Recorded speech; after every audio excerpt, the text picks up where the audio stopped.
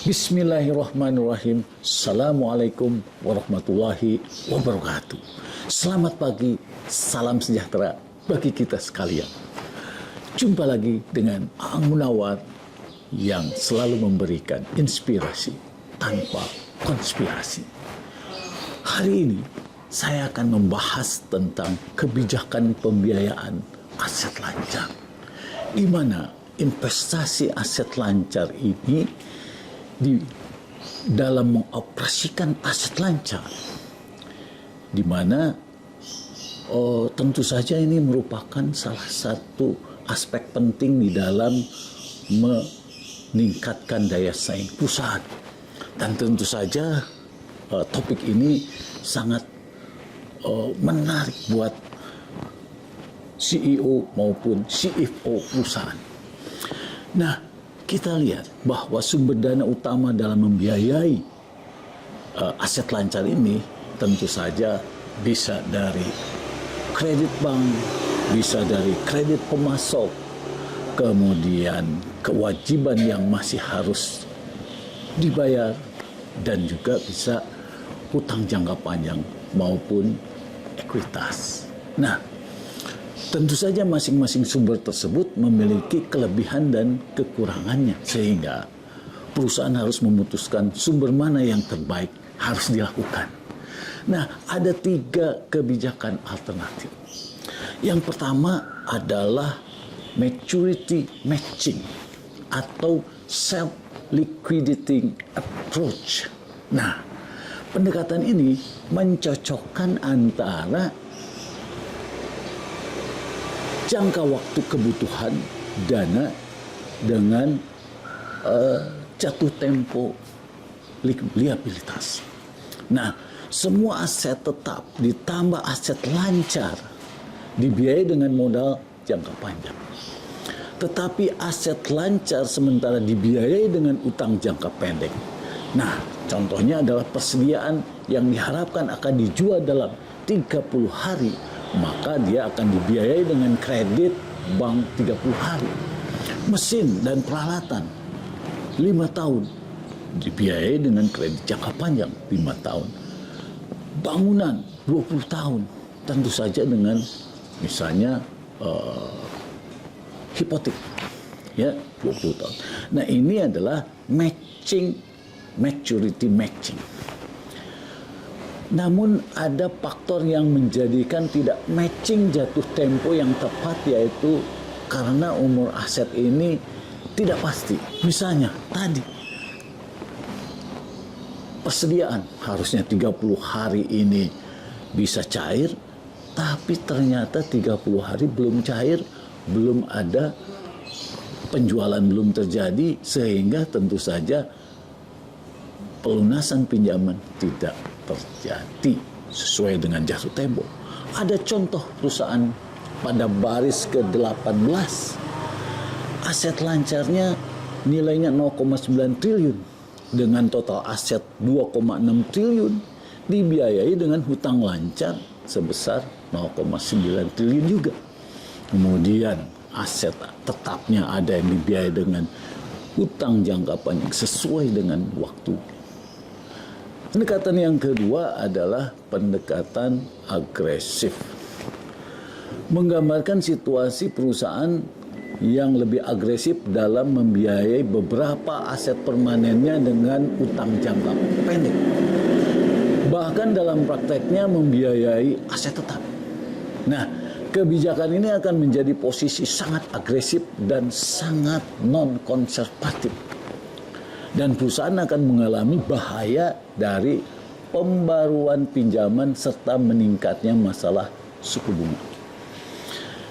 Namun suku bunga jangka pendek umumnya lebih rendah daripada suku bunga jangka panjang.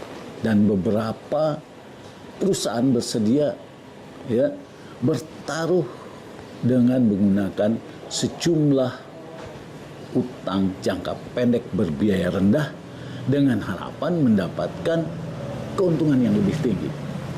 Nah, alasan yang mungkin untuk mengadopsi kebijakan agresif adalah untuk mengambil keuntungan dari kurva imbal hasil miring ke atas. di mana suku bunga jangka pendek lebih rendah dari suku bunga jangka panjang. Ya, namun banyak perusahaan selama krisis perusahaan, krisis keuangan, strategi pembiayaan aset jangka panjang, ya, pembiayaan aset jangka panjang dengan utang jangka pendek ini benar-benar sangat berisiko. Contoh, perusahaan yang bertanda warna merah, aset lancarnya 13,6 triliun dengan total asetnya 25,9 triliun. Ini dibiayai oleh hutang lancar sebesar 15,3 triliun. Ya, selebihnya hutang jangka panjang. Artinya ada sebagian aset tetap dibiayai dengan hutang lancar. Kemudian ada juga aset lancarnya 0,8 triliun dengan total asetnya 5,1 triliun. Dibiayai dengan hutang lancarnya 4 triliun. Selebihnya hutang jangka panjang dan ekuitas. Nah, hal ini tentu saja akan menjadikan kesulitan buat manajemen. Yang ketiga ini pendekatan konservatif, di mana dari gambar menunjukkan garis putus-putus di atas garis yang menunjuk aset lancar permanen. Menunjukkan bahwa modal jangka panjang digunakan untuk membiayai semua aset lancar permanen dan juga untuk memenuhi beberapa kebutuhan musiman. Nah, tentu saja ya, dalam situasi ini perusahaan menggunakan sejumlah kecil kredit jangka pendek untuk memenuhi kebutuhan puncak. Tetapi juga memenuhi sebagian dari kebutuhan musimannya dengan menyimpan likuiditas. Ya. Nah, punuk di atas garis putus-putus mewakili pembiayaan jangka pendek. Kebijakan pembiayaan konservatif ini tentu saja cukup aman dan kebijakan menggunakan ditunjukkan pada, jadi kesuksesannya ditunjukkan pada saat krisis. Nah, ketika kredit mengering, maka perusahaan dengan kepemilikan uang tunai yang memadai dapat beroperasi lebih efektif daripada mereka yang terpaksa mengurangi operasi karena mereka tidak dapat memesan persediaan atau menggaji tenaga kerja normal mereka. Contoh, ada perusahaan yang bertanda warna kuning, aset lancarnya nilainya 5,9 triliun. Dengan total aset 27,8 triliun ini dibiayai hutang lancarnya hanya 1,8 triliun. Selebihnya menggunakan hutang jangka panjang dan ekuitas. Kemudian ada juga perusahaan yang memiliki aset lancarnya 8 triliun dengan total aset 18,6 triliun. Dibiayai hutang lancarnya hanya 5,1 triliun. Selebihnya hutang jangka panjang dan ekuitas. Nah, sudah-sudah sekalian, kebijakan tersebut disampaikan, ditulis oleh Brian dalam bukunya Financial Management. Nah, memilih di antara pendekatan karena kurva imbal hasil biasanya miring ke atas. Nah, biaya utang jangka pendek umumnya lebih murah daripada utang jangka panjang, namun utang jangka pendek lebih berisiko bagi perusahaan peminjam karena dua alasan. Yang pertama adalah jika suatu perusahaan meminjam dalam jangka panjang, maka biaya bunganya akan lebih stabil dari waktu ke waktu. Tetapi jika menggunakan jangka pendek, maka beban bunganya dapat berfluktuasi dari waktu ke waktu. Berfluktuasi secara lebar dan mungkin mencapai tingkat tinggi sehingga keuntungan berkurang. Yang kedua adalah jika suatu perusahaan meminjam banyak dalam jangka pendek, maka rasio likuiditas menurun. Contoh, misalnya suatu perusahaan saat ini memiliki aset lancar 10, hutang lancarnya 5, maka likuiditasnya 2 kali.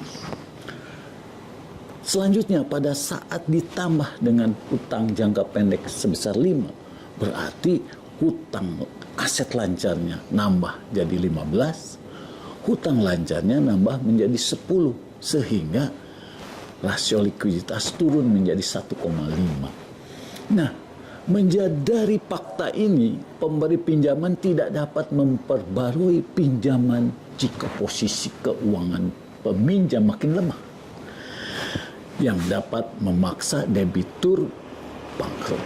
Nah,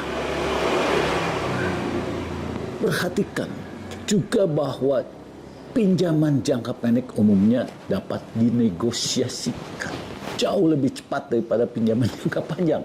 Ya. Nah, pemberi pinjaman perlu melakukan audit keuangan menyeluruh seluruh ya pada saat peminjam ini memperpanjang kredit jangka panjang, dan perjanjian pinjaman harus dijabarkan secara sangat rinci karena banyak yang dapat terjadi selama masa pinjaman 10 hingga 20 tahun ke depan. Nah, akhirnya utang jangka pendek umumnya menawarkan fleksibilitas yang lebih besar jika perusahaan berpikir bahwa suku bunga sangat tinggi, dan karena penurunan ia mungkin lebih memilih kredit jangka pendek karena penalti pembayaran di muka sering ditentukan, ya, dipotong, ya,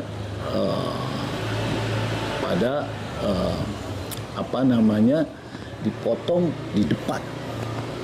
Juga jika kebutuhan akan dana bersifat musiman atau siklus, maka perusahaan mungkin tidak ingin berkomitmen pada utang jangka panjang, ya, karena biaya penjaminan emisi dan kemungkinan penalti pembayaran di muka.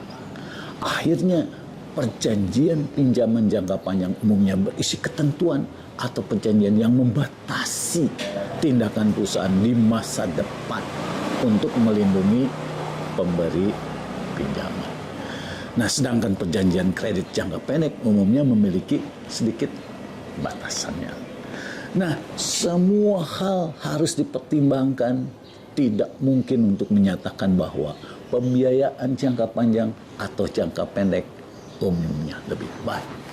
Nah, kondisi spesifik perusahaan akan mempengaruhi keputusannya, seperti halnya preferensi risiko para manajer. Nah, manajer yang optimis dan atau agresif akan lebih condong ke kredit jangka pendek untuk mendapatkan keuntungan biaya bunga. Sedangkan manajer yang lebih konservatif akan condong ke pembiayaan jangka panjang untuk menghindari potensi masalah pembaruan. Faktor-faktor yang dibahas di sini harus dipertimbangkan, tetapi keputusan akhir akan mencerminkan preferensi pribadi manajer dan penilaian subjektifnya. Demikian saudara-saudara sekalian yang dapat disampaikan, semoga bermanfaat. Terus melakukan kegiatan-kegiatan yang produktif sehingga perusahaan terus berdaya saing. Terima kasih. Wassalamualaikum warahmatullahi wabarakatuh.